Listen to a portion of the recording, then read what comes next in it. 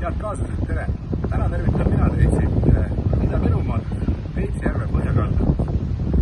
Kohast, mis on minu jaoks väga-väga oluline. Nimelt siin veetsin mina kõik oma suved ja võib öelda, et siin ma iseseisvasin.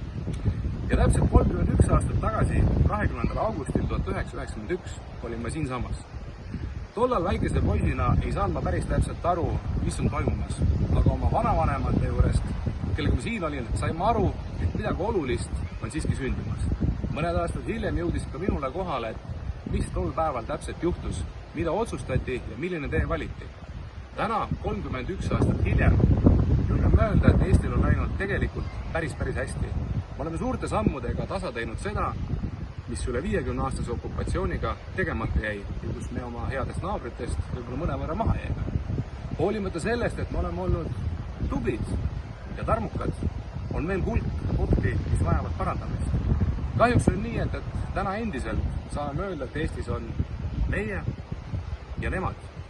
Kahjuks on endiselt seda, et kõik inimesed ei saa olla kindlad oma tuleviku pärast. Iga inimene ei saa ärgata hommikul üles mõttega, et mul ei ole muresid, ma tean, kuidas ma selle päeva õhtusse veeretan ja ma ei pea muretsema selle pärast, mida süüa pista või kuidas minu lapsed hakkama saavad. Ma arvan, et me oleme jõudnud oma arengus täpselt sinna faasi, kus on õige aeg võtta ennast kokku ja teha see Eesti tugevaks ja paremaks. Tugev Eesti on see Eesti, kus me kõik saame olla koos ja me tunneme ennast turvaliselt, hoituna ja miks mitte ka jõukana. See on see, kuhu poole püüelda. Ja üks huvitav näide siit samast minu selja tagant on üks pool. Ilus suur mäng, mille küljes kasvab kasekene.